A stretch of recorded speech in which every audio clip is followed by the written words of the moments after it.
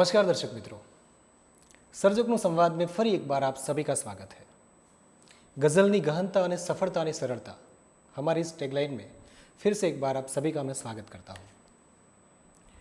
जो भरी है वीर पुरुषों से वो कहानी हूँ मैं, जो भरी है वीर पुरुषों से वो कहानी हूँ मैं, आज़ादी के लिए शहीद हुए वीरों की कुर्बानी हूँ मैं, जरा संभल कर साहब राजस्थानी हूँ मैं।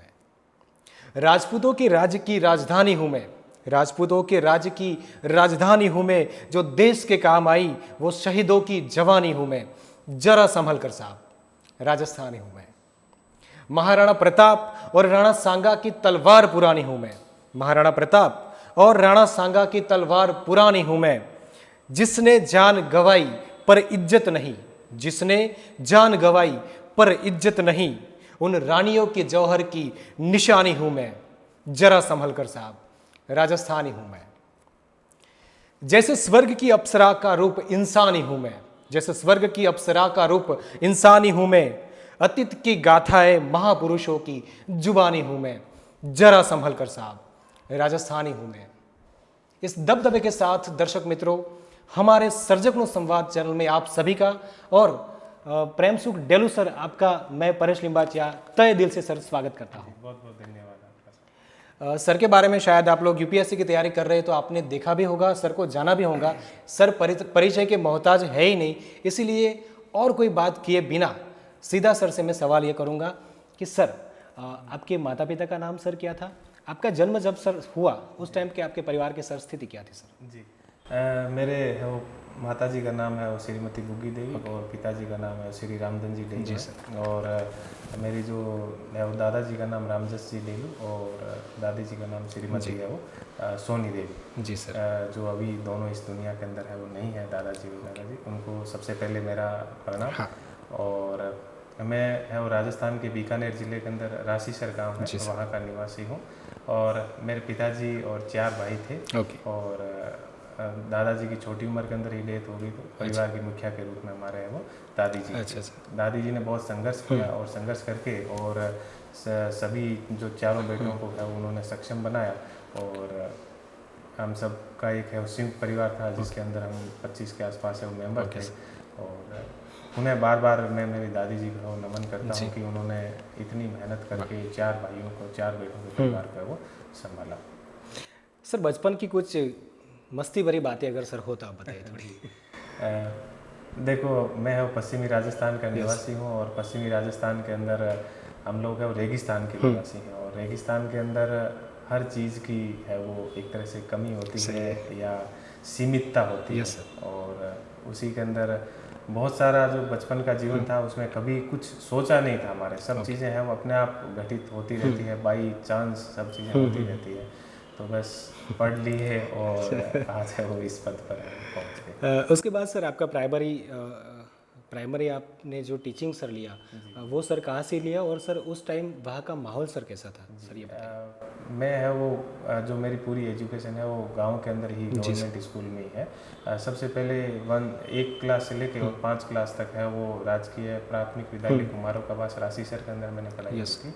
और फिर 6 से लेकर 10 तक राजकीय माध्यमिक विद्यालय राशीसर के अंदर पढ़ाई की थी। और फिर 11th और 12th के अंदर चूँकि गांव के अंदर स्कूल नहीं थी इसलिए राजकीय चोपड़ा उच्च माध्यमिक विद्यालय गंगाशहर बीकानेर से पढ़ाई की। और फिर ग्रेजुएशन मैंने है वो राजकीय डूंगर महाविद्यालय बीकानेर से ग्रेजुएशन की। और फिर एमए है वो महाराजा गंगा सिंह विश्वविद्यालय बीकानेर से मैं एमए। सर ग्रेजुएशन में सर आपका सब्जेक्ट सर? जी मैं एमए हिस्ट्री के अंदर गोल्ड मेडलिस्ट हूँ और उसके अलावा है वो नेट JRF। Yes sir. आपने तो गांव से पढ़ाई की है सर, तो सर ग्राम्य लेवल के जो विद्यार्थी होते हैं और शहरी लेवल के जो विद्यार्थी होते हैं सर, उनकी जो मानसिकता में जो सर भेद एक होता है, जैसे कि कोई गांव वाला शहर में आ जाए उसको लगेगा कि ये मेरे से ज़्यादा जानता है, कुछ मेरे से ज़्यादा उसको पता है सर, तो सर उसके बारे में, उस मानसिकता के बारे में सर आप क्या कहेंगे? जी ये निश्चित रूप से हम लोग जब गाँव के अंदर रहते हैं और नए नए जब शहर के अंदर जाते हैं तो एक ये समस्या हमारे सामने रहती है। जैसे मैं ही 11th-12th के अंदर है वो जब बीकानेर गया था, एक तो गांव के अंदर रहने से सबसे बड़ी दिक्कत क्या होती है कि वर्तमान का जो समय है वो इंग्लिश भाषा को जो है बहुत महत्व देते हैं। तो शहर में जाते हैं तो सबसे पहली समस्या ये आती है कि अंग्रेजी के अंदर कमज़ोर होते हैं। और दूसरा एक थोड़ा सा ऐसा रहता है कई बार कि जैसे हम खुद को भी ऐसा है वो सामना करना पड़ा था। एक तो जो पहनावा होता है, रहन सहन होता है, वो गाँव का थोड़ा अलग होता है और शहर के अंदर थोड़ा सा क्या वो अलग होता है। तो कहीं ना कहीं ये चीज़ें हैं वो सामना होता है, लेकिन समय के साथ है वो चीज़ें बदल रही हैं। तो इन सब चीज़ों को लेकर हमें इतना ज़्यादा है वो डरना नहीं चाहिए, इन्फीरियरिटी कॉम्प्लेक्स है वो हमें फील नहीं होना चाहिए, क्योंकि ये है वो कई बार सहजता से ऐसा है वो होता है। तो इसलिए हमें कभी इन चीज़ों से डरना नहीं चाहिए। हमारे साथ भी ऐसी कई बार घटनाएं हुई है, लेकिन ठीक है। सर अगर कोई एक आध प्रसंग ऐसा अगर आपको याद हो तो सर बता दीजिए। जैसे मैं एक छोटा सा प्रसंग आपको बताना चाहूँगा कि जब मैं यूपीएससी का है वो पहले ऐसा होता था कि जब डिटेल्ड एप्लीकेशन जो फॉर्म होता है वो यूपीएससी के अंदर है वो ऐसे डर लगता था कि भाई पहुँचेगा कि नहीं पहुँचेगा, तो खुद बाई हैंड वहाँ पर जमा करवाने जाते थे। मैं खुद भी वहाँ पर जमा करवाने के लिए गया था। तो मैंने देखा था कि सब लोग हैं आपस में इंग्लिश में बात कर रहे हैं और सब ऐसे बात कर रहे हैं कि भाई इतनी तैयारी हो गई, ये हो गया। तो मैं पास में खड़ा खड़ा सुन रहा था, तो आधा तो मैं वैसा ही है वो डर गया था। लेकिन ठीक है, ऊपर वाले और बड़े बुजुर्गों, माता पिता सबके आशीर्वाद से और ये सब। तो मेरा यही कहना है कि भाषा सब कुछ नहीं होती है। भाषा सिर्फ अपना है वो एक किस तरह से हम लोगों के सामने बात रख सकते हैं, उसका सिर्फ एक माध्यम है। तो हमें इंग्लिश आती है नहीं आती है इसको लेकर हमें डरना नहीं चाहिए। हाँ, ये भी नहीं होना चाहिए कि मैं इंग्लिश नहीं सीखूंगा, हमें सीखनी भी चाहिए, क्योंकि वर्तमान में है वो ये वैश्विक लैंग्वेज है और बहुत सारा ज्ञान है वो इस भाषा के अंदर है वो है। लेकिन केवल ये नहीं आती नहीं है इसलिए आप है वो सब कुछ छोड़ दो या अपने आप को इन्फीरियरिटी कॉम्प्लेक्स है वो फील करने लगते हो, तो वो है वो मेरे हिसाब से सही नहीं है।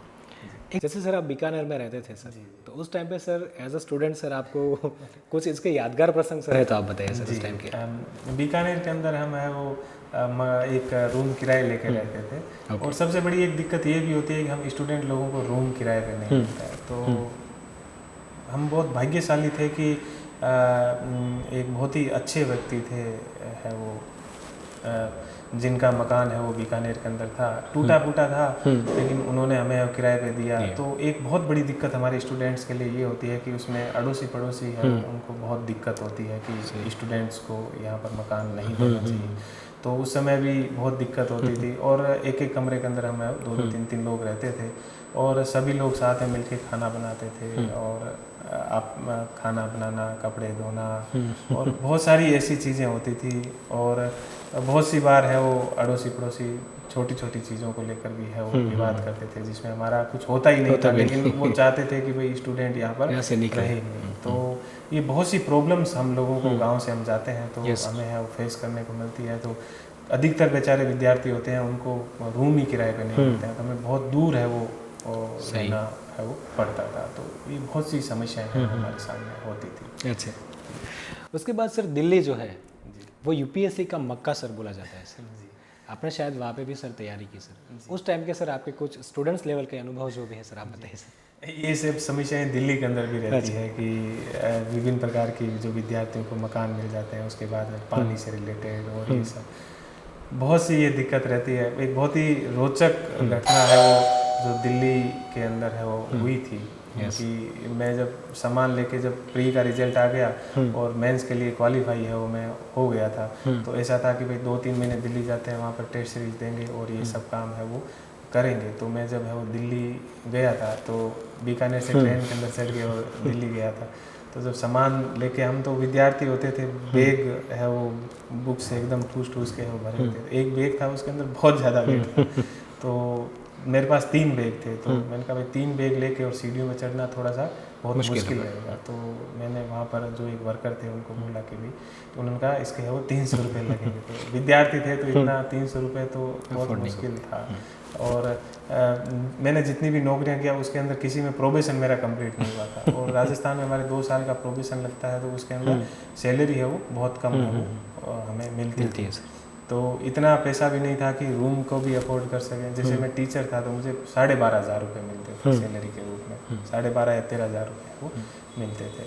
तो उन्होंने कहा कि चलो आप विद्यार्थी हो तो 100 रुपये के अंदर ले सकते। लेकिन जब मैंने बैग उनको कंधे पे रखवाया तो उसके अंदर इतना ज़्यादा वेट था कि उन्होंने कहा है वो ना मैं ये लेके नहीं जाऊँ, उन्होंने वापस रख दिया। तो लेकिन अब 300 रुपये पास में नहीं थे तो क्या करें, तो मैं है वो बैग, मैंने तीनों बैग खुद कंधे के ऊपर उठाए और चढ़ गए। खेतों के अंदर काम करते थे खूब सारा, पहले ही छुट्टी का दिन होता था उस दिन, वो पहले खेतों के अंदर गांव में खूब काम करते ही थे और पिताजी के साथ, तो ये चीज़ें बहुत है वो काम है। तो बैग लेके चढ़ गया और उसमें पास में क्या होता था कि पैसा भी है वो नहीं इतना नहीं होता था। तो मेट्रो के अंदर भी एक हाथ में पकड़े, कंधे में पकड़े, पीछे ये सब लेके चलते थे। फिर कंधा है वो 2-3 दिन तक बहुत है वो, क्योंकि बैग की जो गाली होती थी वो पतली होती थी, तो उससे कंधा है वो 2-3 दिन तक बहुत है वो करता था। तो ये सब चीज़ें होती थी, लेकिन जब कहते हैं ना अंत भला तो सब भला, और ईश्वर ने सुना और बहुत कुछ दे दिया, इतना कुछ दे दिया कि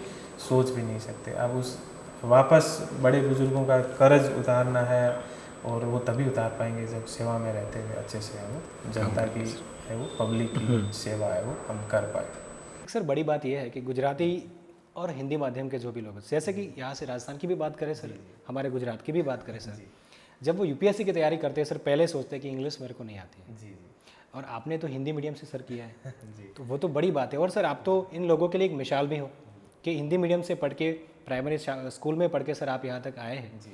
मैं तो ऐसा बोलूँगा सर कि उन सबको सीढ़ियाँ बना के आप इस टेरेस तक पहुँचे, आईपीएस के टेरेस तक। तो सर मुझे ये पूछना है कि हिंदी मीडियम का विद्यार्थी क्यों यूपीएससी पास नहीं कर सकता? अगर कर सकता है सर, आपने जो मतलब करके दिखाया सर, उसका थोड़ा आपको स्टूडेंट्स को सर बोलना चाहिए कि सर क्या करना चाहिए। मेरा ये मानना है कि हिंदी मीडियम का पास नहीं कर सकता ऐसा नहीं है। हिंदी माध्यम की अपनी कुछ लिमिटेशंस है, अपनी कुछ सीमितताएं हैं। जैसे जो आपको बेहतरीन सिलेबस का जो टॉपिक्स है वो सब जो आपको इंग्लिश के अंदर चीज़ें मिल सकती है, वो हिंदी के अंदर मिलना थोड़ा सा है वो मुश्किल है। दूसरा, हिंदी भाषा की कुछ अपनी विशेषताएं होती है और अंग्रेजी भाषा की कुछ अपनी विशेषताएं होती है। तो एग्ज़ाम के अंदर जो क्वेश्चन पेपर होता है उसके अंदर टोटल 20 क्वेश्चन आते हैं, 20 क्वेश्चन वो आते हैं। तो हिंदी के अंदर जो अपन लिखते हैं तो हिंदी की जो स्पीड होती है वो इंग्लिश की तुलना में वो कम होती है। तो कहीं ना कहीं 10 से 15 मिनट का वहाँ हम लोगों को नुकसान होता है और जो फ़र्क है वो पड़ता है। तो क्वेश्चन छूटने की संभावना रहती है। और यूपीएससी के अंदर जितने पेपर होते हैं, हर पेपर के अंदर यदि 1 या 2 क्वेश्चन छूट जाए तो वो भरपाई आप कभी नहीं कर सकते। दूसरा, एक दिक्कत थोड़ी सी ये रहती है कि आप इंटरव्यू देने जाते हैं तो इंटरव्यू के दौरान भी थोड़ा सा आपको, क्योंकि जो सामने पूछने वाले होते हैं लोग होते हैं, उनमें से काफ़ी लोग होते हैं उनको हिंदी इतनी अच्छी समझ या इतनी अच्छी तरह से हिंदी नहीं आती। तो जो अच्छी तरह से बात आप इंग्लिश में रख सकते हैं वो अच्छी तरह से बात आप शायद उन तक है वो हिंदी के अंदर है वो उनको नहीं समझा पाते हो।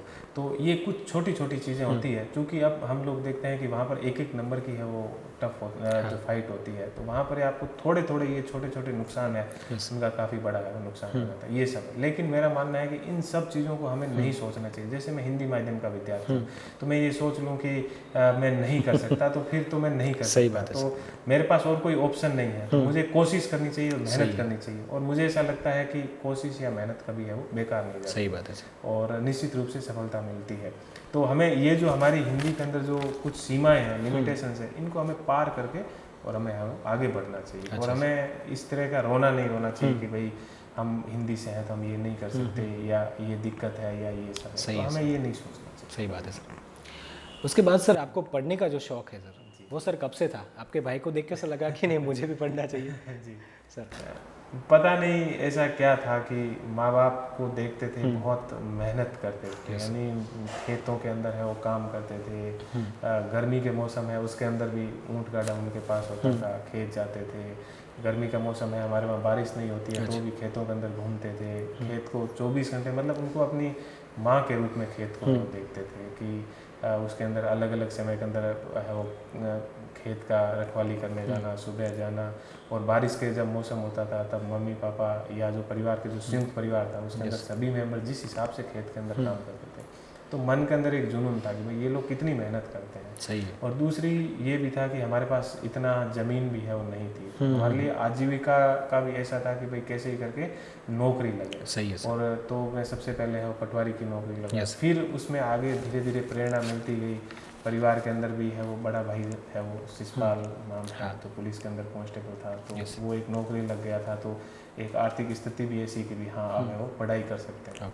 तो ये धीरे धीरे प्रेरणा मिलती गई और उसी प्रेरणा से है वो आगे बढ़ते रहे। सर, पटवारी की नौकरी से लेकर आईपीएस का उड़ान, आपने आईपीएस की उड़ान भरी सर। जी। बीच में जितनी भी सर आपने जॉब्स की, जितने जॉब्स मिला आपको सर, उस टाइम का एक एक जॉब, जैसे कि पहले पटवारी का सर मिला, उस टाइम पे आपका आपके मुख पे सर क्या आनंद था। उसके बाद सर आप स्टेप बाय स्टेप 11 जॉब्स आपने ली सर। अभी लोगों को एक जॉब्स के लिए टेंशन रहता है कि मिलेगी कि नहीं मिलेगी सर। तो सर पटवारी से लेके आईपीएस तक का सर सफ़र जो आपका रहा सर, उसके बारे में थोड़ी बात कीजिए। देखो, बहुत ही रोचक है और बहुत ही सुकून देने वाली जर्नी है वो रही है। सबसे पहले तो यही था कि सबसे मैंने मेडिकल की तैयारी की थी 12th के बाद में, तो मेडिकल में सिलेक्शन नहीं हुआ था। Okay sir. तो एक तरह से असफल भी था।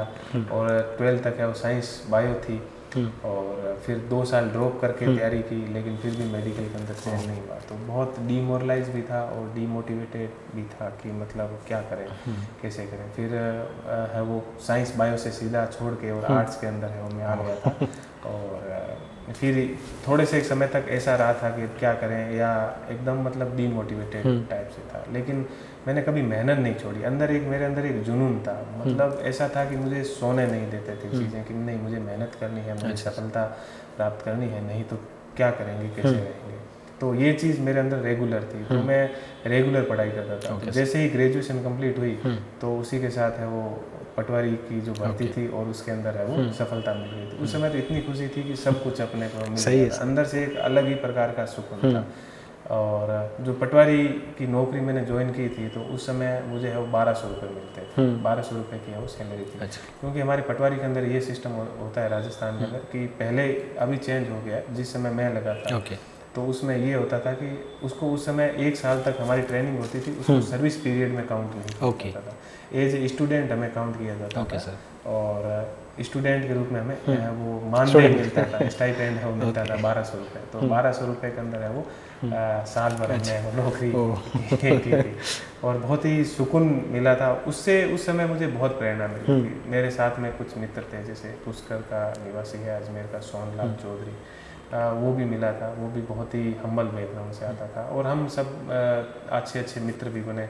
और हमने कोशिश की कि भाई आगे कैसे बढ़ सकते हैं। तो वहाँ से मैंने तैयारी स्टार्ट की। तो 2010 के दौरान ही है वो आरएस की वैकेंसी आई थी। तो मैं उस समय 21 साल का हुआ ही था। मैंने आरएस की इंटरव्यू तक मैं पहुँचा था। तो मेरा बहुत है वो कॉन्फिडेंस लेवल है वो बढ़ गया था कि भाई मैं जब इस योग्य हुआ हूँ तभी मैं है वो इंटरव्यू देने के लिए, स्टेट सर्विस का इंटरव्यू देने के लिए मैं पहुँच गया था।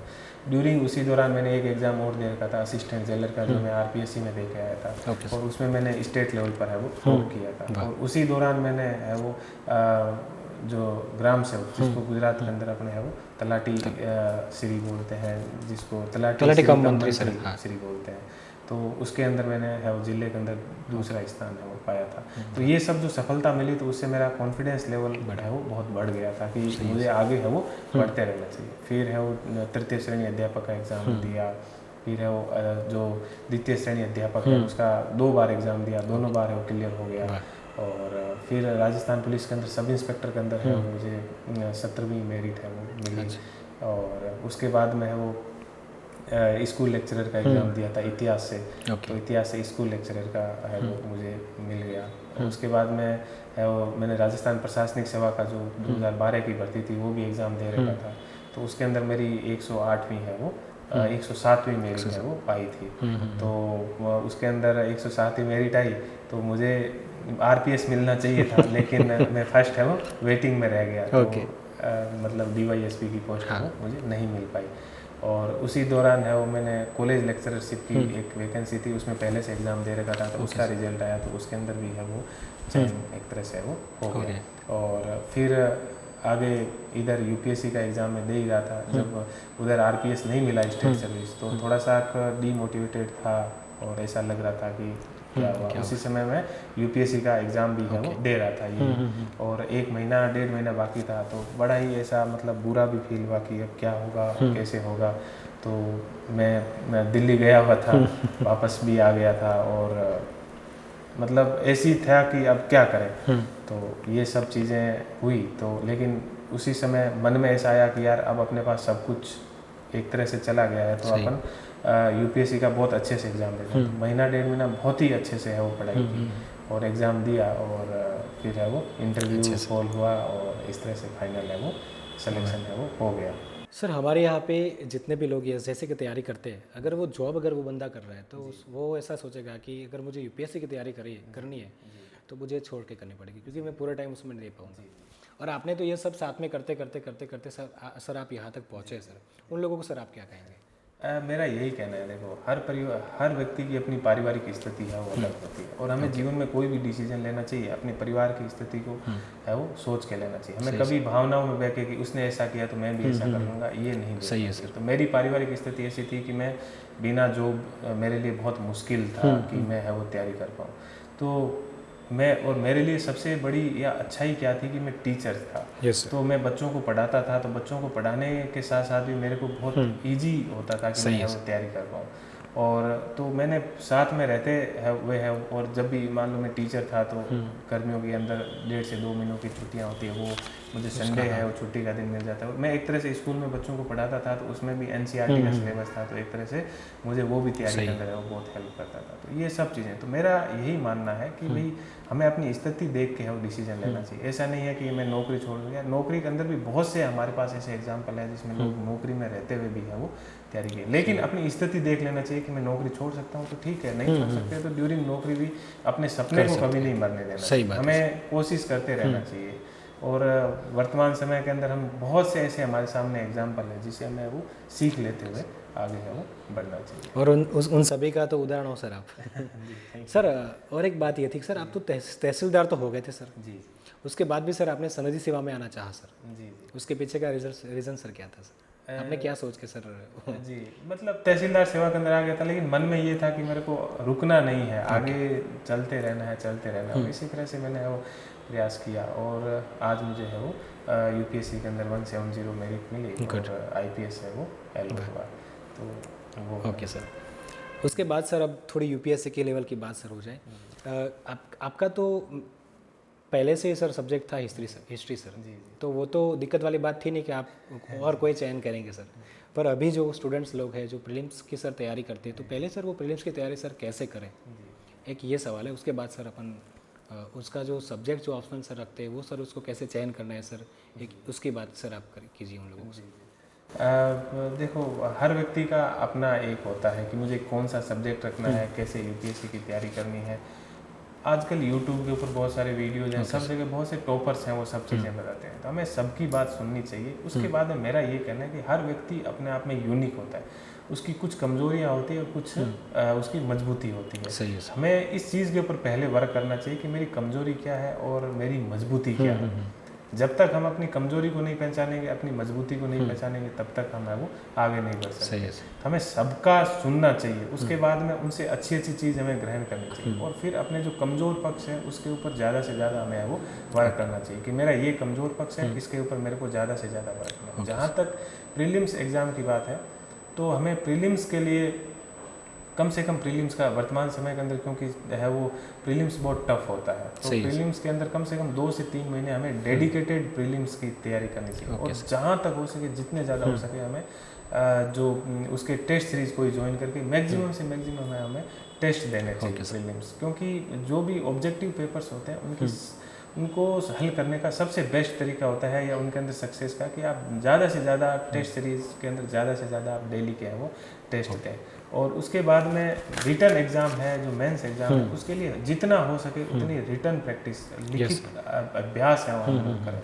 जितना ज़्यादा लिखित अभ्यास हम लोग करेंगे उतना है वो अच्छा है वो रहेगा यूपीएससी के अंदर। तो हमें डेडिकेटेड होना चाहिए कि प्री है तो प्री से पहले जितना ज़्यादा हो सके हम है वो टेस्ट दें, और मेंस से पहले जितना ज़्यादा हो सके लिखित है वो करें प्रयास। सर प्रीलिम्स तो कर लिया, उसके बाद सर मेंस की तैयारी करनी है सर, तो सर आपकी सर क्या क्या राय रहेगी? जी, मेरी मेंस को लेकर ये राय है कि बहुत सारे विद्यार्थी हैं, वो एक यूपीएससी मेंस के अंदर है वो ऐसे का पेपर होता है, उसको टच नहीं करते हैं या उसमें कुछ है वो लिखते नहीं हैं। तो हमें ज़्यादा से ज़्यादा ये कोशिश करनी चाहिए कि यूपीएससी जो मेंस का जो एग्ज़ाम होता है उसके अंदर जो ऐसे का पेपर होता है, तो ऐसे के पेपर के अंदर है वो पहले खूब सारे ऐसे लिखे, कम से कम 15-20 ऐसे तो वो लोग हैं वो लिख ही लें, क्योंकि वो 250 नंबर का है पेपर होता है।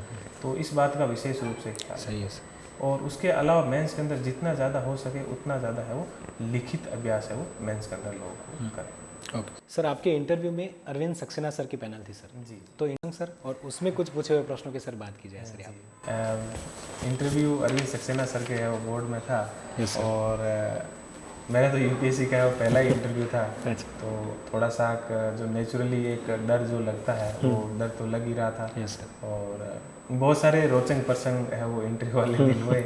सबसे पहले तो मुझे इतना अनुभव नहीं था या एक आदत नहीं थी जिसको अपन बोल सकते हैं कि है वो कोट पैंट पहनने का ये सब। तो मैं तो नॉर्मल जो अपना तरीका होता है उसी तरह एक पैंट शर्ट है वो पहन के चला गया था, लेकिन सभी दूसरे साथी थे वो कोट पैंट और ब्लेजर के अंदर थे। तो थोड़ा सा उसी समय मुझे ऐसा लगा कि ये है वो कहीं गड़बड़ तो नहीं है, और लेकिन कर भी क्या सकता था कि मुझे अनुभव नहीं था इन चीज़ का। दूसरा ये था कि मैं टाई भी मैंने है वो नहीं लगा रखी थी, तो बाकी की सभी ने है वो टाई भी लगा रखी थी। तो मुझे लग रहा था कि कहीं ये सब चीज़ें नेगेटिव ना हो जाए। और इंट्री बोर्ड के अंदर भी नॉर्मली ऐसे ही मजाक के अंदर ये पूछा गया था कि वो एकदम टाई वाई भी कुछ नहीं है ये सब। तो मैंने बड़े ही है वो हल्के फुल्के अंदाज के अंदर या जो सच्चाई थी वो बता दी कि सर मैंने टाई पहनने की ट्राई तो की थी, लेकिन मैं खुद है वो कंफर्ट नहीं था टाई के अंदर, तो मैं नहीं पहन के आया। तो इंट्री बोर्ड भी सब जानते हैं इन चीज़ों को, तो कोई इन चीज़ों से फ़र्क नहीं पड़ता है ना। तो है वो हल्के फुल्के अंदाज के अंदर ये सब हुआ।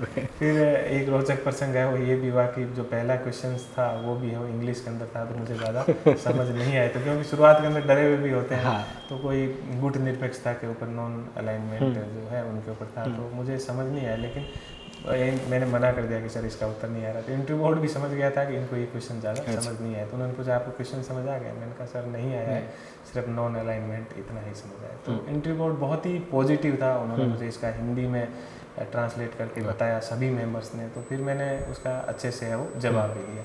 तो बहुत सारे ऐसे फिर बाद में इंटरव्यू बोर्ड ने कोई क्वेश्चन इंग्लिश में होता था तो उसको सभी मेंबर्स है वो बहुत अच्छे से है वो हिंदी के अंदर ट्रांसलेट करके है वो बताते थे, और बहुत ही अच्छे वे के अंदर गया, और बहुत ही बेसिक चीज़ें और जो मेरे डेली रूटीन से जुड़ी हुई, या मेरी हॉबी कैमल राइडिंग थी, तो कैमल और मेरा जो साइंस सब्जेक्ट था 12th फिजिक्स को मिला के आपस में क्वेश्चन पूछे गए कि कैमल है वो रेगिस्तान में चलता है तो फिजिक्स उसमें कैसे हेल्प करती है। तो जो न्यूटन्स के लॉ, फिर कैमल्स जो कैमल है, कैमल और यानी ऊंट और फिजिक्स को आधुनिक जो रेगिस्तान के अंदर जो गाड़ियाँ है वो चलती है उनसे रिलेटेड क्वेश्चन पूछे कि उसका क्या नाम है, उसको 4x4 क्यों बोलते हैं, या उनके चारों टायर साथ में काम करते हैं तो कैमल की तरह, या जो न्यूटन्स का कौन सा लॉ वहाँ पर, या किस तरह से ये सब। तो इस तरह से उन्होंने क्वेश्चन पूछे।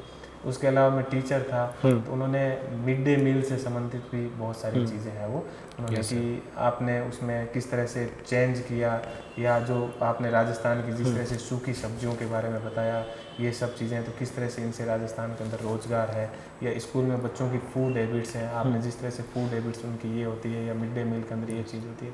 तो बहुत ही रोचक क्वेश्चन, और उन्होंने साइंस के और फिजिक्स से संबंधित क्वेश्चन जैसे कि जो ये ट्यूबलाइट जल रही है इतने वाट की है तो कितने यूनिट आएंगे, या फिर ये सामने जो पानी की गिलास पड़ी है ये और जो पेपर वेट है इन दोनों को हम एक साथ के अंदर गर्म करें तो पहले कौन सा गर्म होगा। तो बहुत ही रोचक उन्होंने क्वेश्चन इस तरह से है वो किए थे, और अच्छे नंबर्स भी है वो यूपीएससी के अंदर है वाई 187 उस समय हिंदी मीडियम के अंदर है वो मेरे हाईएस्ट नंबर थे। That's good sir. सबको सर यही डर रहता है कि इंटरव्यू में क्या पूछेंगे सर, सबसे बड़ा प्रॉब्लम रहता है जी। तो मेरा यही कहना है कि इंटरव्यू को लेकर हमें बिल्कुल नहीं डरना चाहिए, एकदम फर्म यानी एकदम अपने को स्पष्ट और ईमानदार रहना चाहिए, जो है जैसे है वैसा ही रहना चाहिए, हमें कुछ भी बनावटी बनने की जरूरत नहीं है, क्योंकि इंटरव्यू बोर्ड हमारा यही चीज़ है वो देखता है। सही है सर जी। उसके बाद सर आपके यूपीएससी के सर रिजल्ट्स की सर बात की जाए सर, जी तो आपका रिजल्ट सर क्या था आप बताइए। जी यूपीएससी के अंदर फिर फाइनल है वो मेरी 170 है वो मेरी टाई, और बहुत ही खुशी हुई, मतलब मैं उस खुशी को मैं शब्दों में बयान नहीं कर सकता। आंखों के अंदर आंसू थे, और कभी जीवन के अंदर ये चीज़ है वो सोची नहीं थी कि भाई ये सब इस तरह से होगा या अपन ये सब करेंगे। मतलब अप्रत्याशित था सब कुछ, परिवार वाले भी इतने खुश थे, और सबको ऐसा था कि भाई ये है वो सिलेक्शन हो गया, क्या है क्या नहीं, बस सिलेक्शन हो गया ये सब, और हर कोई खुश था, मतलब मैं सोच नहीं सकता। और इतनी खुशी थी कि जिसको हमारे पास वो शब्द भी नहीं है उसके लिए। सही है सर। नॉर्मली सर एक प्रश्न ऐसा रहता है कि यूपीएससी की सर तैयारी हम कहाँ करें, जैसे कि हम गुजरात है, कोई राजस्थान से, जो भी है उसके सिटी से करें या फिर दिल्ली जाके करें। फिर से बोलो कि सर लोग दिल्ली को यूपीएससी का मक्का बोलते हैं सर, तो घर पे रहकर कर सकते हैं या वहाँ जाके करें। अगर दिल्ली में सर जाए तो वहाँ कौन से कोचिंग में करे, वो सब सर बताइए आप।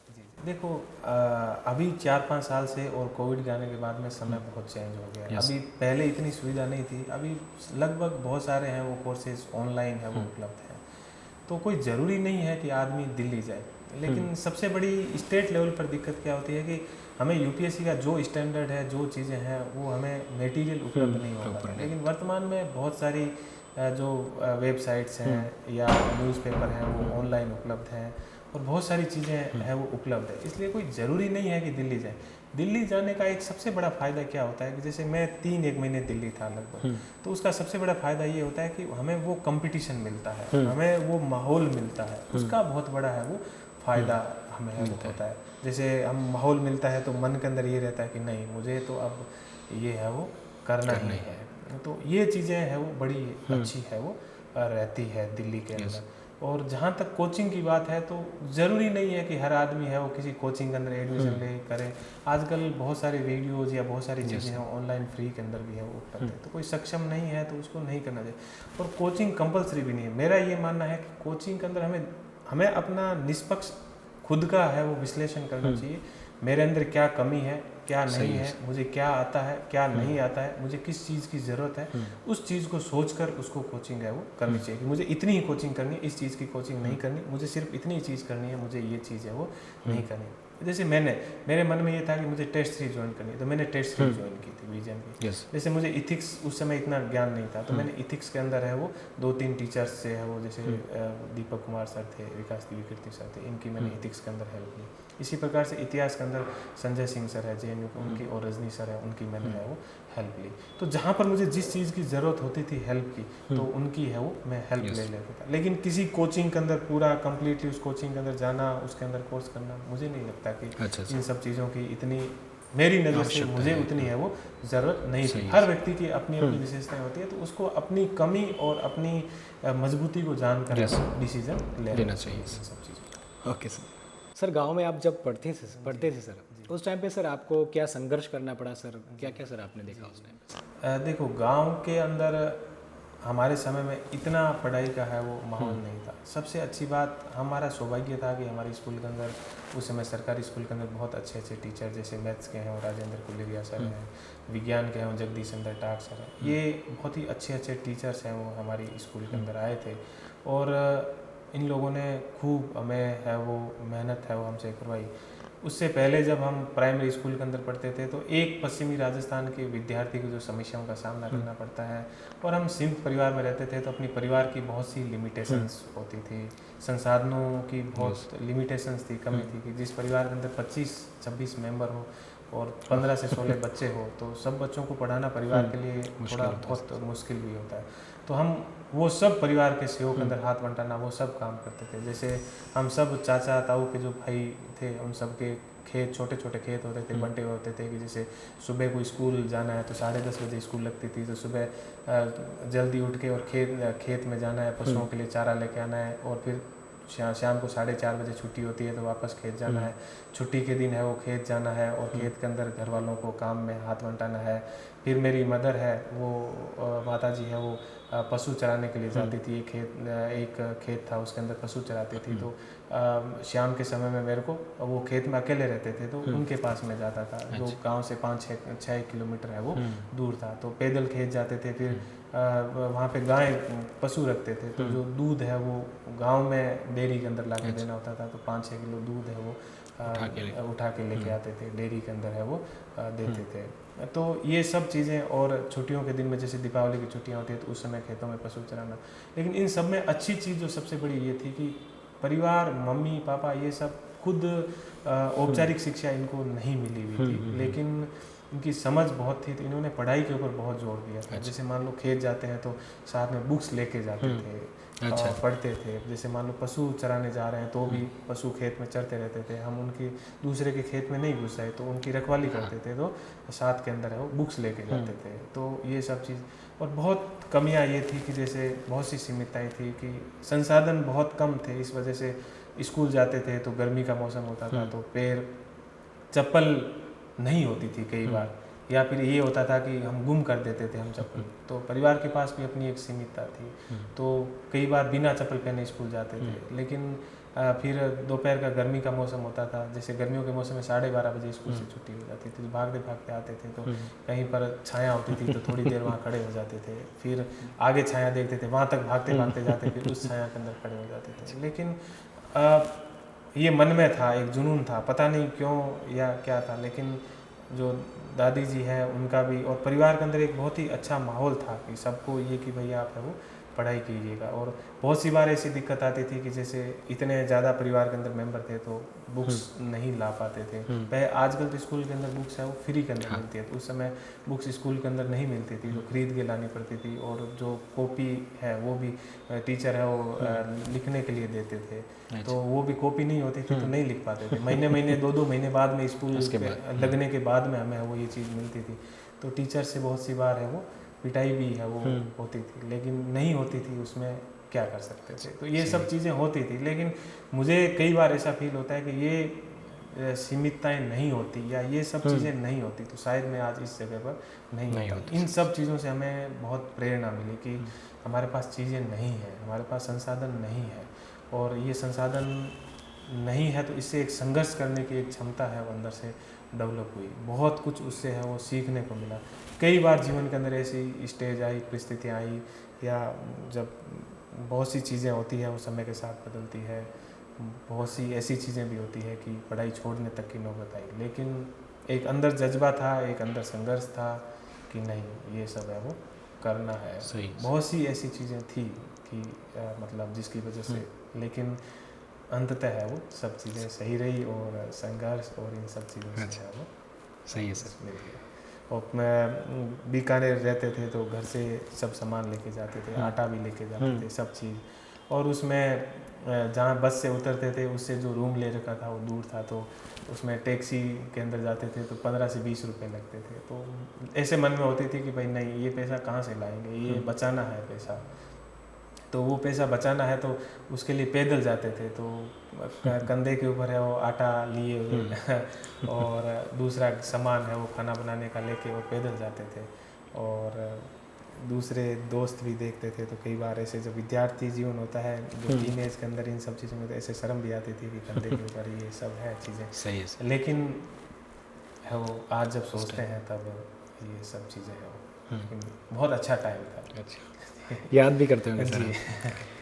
एक लड़का सर गाँव का जी, जो एक चरवाहा भी रहा जी, ठीक है, वो दूर तक छाया देख के बिना चप्पल के वहाँ भाग के पहुँचा है। जी, जैसे बीकानेर में बोला माथे पे आटा लेके चला सर, जी, उस बंदे ने, मतलब कि आपकी बात हो रही है सर कि आपने सर कभी सोचा था कि आप यहाँ तक सर पहुँचेंगे, या सर ऐसा भी होता है सर आपने मेहनत तो बहुत की सर, पर सर शुरुआती सनदी सेवा की सर आपकी जो समझण थी जी, वो सर आपकी क्या थी सर? जी, जी, देखो शुरुआत से ही मतलब ये था कि जब जहाँ तक आपने छाया की बात बोली, तो छाया के साथ हमारे बहुत से ये सब जीवन के कहानियाँ हैं जुड़ी है। जैसे हम पशु चराते थे तो ठीक है आज हमारे पास घड़ी है और सब कुछ है, लेकिन उस समय संसाधन सीमित और सब, तो हम पशु लेके जाते थे तो हम हमारी खुद की छाया देखते थे कि हमारी छाया कितनी दूर है, फिर उसको पैरों से मापते थे और उससे अंदाज़ा लगाते थे कि भाई इतना टाइम हो गया है, अब शाम की लगभग 4 या 5 है वो बज गई है। एक दिन से आइडिया हो जाता था, या मम्मी पापा से, बड़े बुजुर्गों से पूछ लेते थे कि कितने कदम रखने से है वो अपनी छाया के कितने कदम आ जाएं, उससे हमें इतने जो घड़ी का टाइम का हम अंदाज़ा है वो लगा सकते थे। तो उस छाया के अंदाजे से हमें वो, जैसे गांव से लगभग हम हमारे पश्चिमी राजस्थान में क्या बहुत दूरियां होती हैं, तो पशु लेके जाते थे तो उसको घर लाने में घंटे 1.5 घंटे वापस लगते थे। जैसे मान लो शाम की 6 बज गई, तब पशु लेके जाना, तो हम अपनी छाया से अंदाज़ा लगाते थे कि लगभग 6 बज गए, अब है वो हमें पशु लेके जाना। उसके अलावा भी हमारे खेत के पास है वो ट्रेन निकलती थी, तो हम जो वहाँ के ट्रेन के अंदर जो ट्रेन का ड्राइवर होता था उसको ऐसे हाथ से इशारा करते थे, यूँ उनको बताते थे कि भाई क्या टाइम, तो वो हमें टाइम बताता था ऐसे हाथ से कि मतलब ऐसे 5-6 बजे हैं तो ऐसे 5 बजे ऐसे करता था, तो ये इशारा करके ये सब चीज़ें वो बताते थे।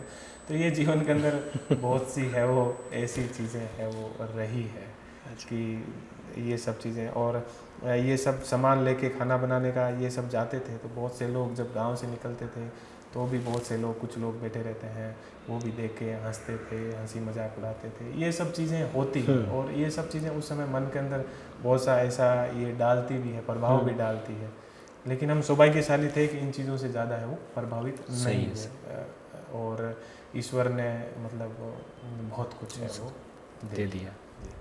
सर हैदराबाद की ट्रेनिंग के कोई यादगार प्रसंग हो तो सर बताइए आप। हैदराबाद का ट्रेनिंग तो मतलब हमारे लिए, मैं बहुत ही कई बार अपने आप को सौभाग्यशाली मानता हूँ कि मुझे नेशनल पुलिस जो ट्रेनिंग एकेडमी है उसके अंदर ट्रेनिंग करने का है वो मौका मिला, और बहुत ही मतलब अच्छी वहाँ पर जीवन के अंदर मुझे सब चीज़ें हैं वो मिल गई, जैसे पूरी कंप्लीट है वो पर्सनालिटी डेवलपमेंट। शुरुआत में हमें बहुत डर लगता था कि हिंदी भाषी होने की वजह से एक पता नहीं क्यों एक हमेशा इससे एक इन्फीरियरिटी है वो फील, लेकिन वहाँ जाने के बाद में हमें कभी ऐसा नहीं लगा। वहाँ हम सभी से हिंदी में बात करते थे, हिंदी के अंदर बोलते थे, बहुत ही मतलब है वो ऐसे हर चीज़ के अंदर बहुत सी चीज़ें, जैसे स्विमिंग नहीं आती थी वहाँ स्विमिंग सीखे। अधिकतर चीज़ें मुझे ऐसा लगता है कि नहीं आती थी मुझे, तो वहाँ जाने के बाद ही मैं सीखा। हॉर्स राइडिंग, वहाँ स्विमिंग भी नहीं आती थी, और कई लोगों को मैं देखता था कि लगभग सभी चीज़ें उनको है वो आती है। तो लेकिन बाद में ऐसा कॉन्फिडेंस डेवलप हुआ धीरे धीरे कि ये सब चीज़ें, तो बहुत कुछ है वो वहाँ पर सीखने को मिला, और जीवन के अंदर है वो ये सब कि ये भी मौका मिला कि हमने अपने मम्मी पापा को भी वहाँ पर मिला, एक बुलाया जो पासिंग आउट परेड थी, पासिंग आउट परेड के अंदर उनको बुलाने का है वो हमें मौका मिला। और मुझे लगता है कि मेरे जीवन के अंदर है वो ये बहुत ही अच्छा था कि मैंने मम्मी पापा को मैं ये गिफ्ट दे पाया कि उनको है वो मैंने ट्रेनिंग सेंटर के अंदर पासिंग आउट परेड के अंदर है वो आए, वो पहुँचे। और ट्रेनिंग के अंदर एक बहुत ही रोचक है कि शुरुआत के अंदर मेरी ड्रिल अच्छी नहीं थी, एक्स्ट्रा ड्रिल लगती थी, कदम नहीं मिलते थे, और उसके बाद के अंदर इतना मैं सौभाग्यशाली रहा हूँ कि जिस विद्यार्थी को है वो ड्रिल अच्छे से नहीं आती, वही विद्यार्थी बाद में है एनपीए के अंदर भी है वो मैं प्लाटून कमांडर भी बना था, और गुजरात पुलिस के अंदर भी मेरा बहुत बड़ा है वो सौभाग्य था कि माननीय प्रधानमंत्री महोदय के सामने मैंने राष्ट्रीय एकता परेड जो थी उसका जो स्टैच्यू ऑफ यूनिटी के अंदर मुझे नेतृत्व करने का मौका मिला। और गुजरात पुलिस जो देश की 7वीं पुलिस है जिसको प्रेसिडेंट कलर्स मिला, जो निशान मिला, उस निशान के अंदर भी परेड कमांडर बनने का मौका मिला। तो मतलब बहुत सारी चीज़ें कि वो सब कुछ उस संस्था की देन है कि शुरुआत के अंदर मेरी ये स्थिति थी, और बाद में मुझे उन लोगों ने है वो इस तरह से ट्रेंड कर दिया कि ये सब करने का मुझे राष्ट्रीय स्तर की चीज़ें करने का है वो मौका मिला। सर वहाँ पे जब आपने माता पिता को सलाम किया सर, जी सर क्या भाव थे आपके और माँ बाप की? जी मतलब वो एक ऐसा क्षण था कि जिसको हम कभी शब्दों में बयान नहीं कर सकते, और शायद मुझे ऐसा लगता है कि मेरे माँ बाप के लिए मतलब जो ये हुआ या जो बाई चांस और जो मन के अंदर एक फीलिंग थी वो मैं वहाँ पर है वो अभियुक्त। वाह। उसके बाद सर अमरेली में आपका फर्स्ट पोस्टिंग हुआ सर, तो थोड़े उसके सर प्रसंग हो जाए सर। बहुत ही अच्छा अनुभव है वो मेरा रहा है। पहले मैं साबरकांठा के अंदर था ट्रेनिंग के अंदर, और मुझे बहुत ही अच्छे एसपी सर है वो माननीय सौरभ सिंह सर मिले। अच्छा। और उन्होंने बहुत ही अच्छे से है वो मुझे सिखाने का है वो कोशिश की। और फिर अमरेली के अंदर है वो एसपी सर माननीय निर्लिप्त राय सर है वो मिले, और बहुत कुछ दोनों जगह मुझे सीखने को मिला और बहुत अच्छे से ट्रेनिंग है वो सर ने मुझे करवाई और जो काम मुझे देते थे मैंने अच्छे से अच्छे वो करने की कोशिश की और मतलब मैं अभी तक के काम से है वो संतुष्ट हूँ। गुड सर, जुहू पूरा एरिया में, अहमदाबाद के इसी एरिया में सर बहुत से बदमाश रहते थे। आपके आने के बाद सर बहुत बदलाव भी आए हैं। एक वर्तमान पत्र में सर ऐसा छपा था, हमने देखा था कि डेलो ने बोल डाला सो फाइनल सर। उसके बाद सर यहाँ बहुत शांति है। लोगों से हम पूछते हैं तो वो लोग भी बोलते हैं कि सर इन लोगों के आने के बाद, सर के आने के बाद हमें बहुत शांति महसूस हो रही है सर। सर ये सब कैसे हुआ सर? और जी सर, देखो हमारा पुलिस का जो पहला काम है वो है लॉ एंड ऑर्डर मेंटेन करना। Okay sir. और ये हमारा मूल कर्तव्य है, बेसिक हमारी ड्यूटी है कि हम ये है वो करें। तो जिस जगह की आप बात कर रहे हो या जिस जोन का मैं है वो प्रभारी हूँ, तो ये कुछ बहुत सारे बदमाश लोग यहाँ पर है वो कुख्यात जो थे वो लोग रहते थे और जिससे आम जनता भी है वो तरस थी। तो मेरी ड्यूटी थी कि मैं उनके ऊपर कानूनी रूप से वो शिकंजा कसूँ और जितना हो सके कानूनी रूप से इनके ऊपर हम कैसे कैसे क्या क्या कर सकते हैं। तो हमने जो कुख्यात बदमाश थे जिन्होंने गैरकायदेसर रूप से अपनी जो सरकारी ज़मीन है उनके ऊपर कब्जा कर रखा था और जो गुंडागर्दी करते थे, तो हमने उनकी जो सरकारी ज़मीन है वो सब हमने उनसे खाली करवाई। उनकी जो भी अवैध बिल्डिंग्स थी उनको हमने है वो तुड़वाया और इन लोगों के ऊपर कानूनी रूप से शिकंजा कसने के लिए जो भी कानूनी हमारे पास ऑप्शन उपलब्ध थे, जैसे गुस्सी टॉक है, लैंड ग्रेबिंग है, वो सब हमने दाखिल करवाया। और आम जनता के भीतर में है वो मैं खुद जो वहाँ पर उस एरिया के अंदर है वो पहुँचा कि भाई आपको कोई भी दिक्कत हो तो आप डायरेक्ट हमसे है वो संपर्क कर सकते हैं। तो मैं खुद उस एरिया के अंदर गया, लोगों से जाना और ये सब लोग हैं वो जो गरीब लोग थे, उनसे दुकान वाले थे, उनसे एक्सटॉर्शन करना ये सब काम करते थे। हम उन तक पहुँचे, उनका डर निकाला कि आप हमारे पास आओगे तो हम उनके ऊपर कार्रवाई करेंगे। तो चारों तरफ से हमने जो 360 रूप से इनके ऊपर कि किस तरह से इनको आर्थिक रूप से इनको है वो दबाया जाए, किस तरह से इनको है वो कानूनी रूप से हर चीज़ हमने कानून के दायरे में रहते हुए जो पॉसिबल हो सकता था वो हमने किया। तो उसका काफ़ी अच्छा परिणाम है वो सामने सही सर। उसके बाद प्रजा के मन में वो भय निकल गया और सच में सर हम यहाँ निकलते सर आपका नाम सबके मुंह पे हम सुनते हैं सर कि सर आपके ये काम के हिसाब से सर आपको सर लोग चाहते हैं सर। आप टीचर्स भी रहे हैं और लेक्चरर्स भी बने थे सर। जी। तो उसी हिसाब से सर, उसी दृष्टि से सर स्टूडेंट्स को अगर आप सर कुछ कहना चाहें तो सर आपका संदेश क्या रहेगा? देखो मेरे विद्यार्थियों के 2-3 मेरे संदेश हैं। देखो हमेशा जीवन के अंदर एक बात मान के चलो कि हम जीवन के अंदर जो कुछ है ना, शिक्षा एक ऐसी चीज़ है उससे हम वो पा सकते हैं जो हम जीवन के अंदर कभी नहीं सोच सकते। और मुझे कई बार ये लगता है कि मैं जिस बैकग्राउंड से या जिस जगह से मैं बिलोंग करता हूँ, यदि मेरे पास शिक्षा नहीं होती तो आज मेरे पास कुछ नहीं होता और शिक्षा की वजह से मुझे सब कुछ मिला। तो हमें जीवन के अंदर शिक्षा को सबसे ज़्यादा है वो इम्पोर्टेंस देनी चाहिए।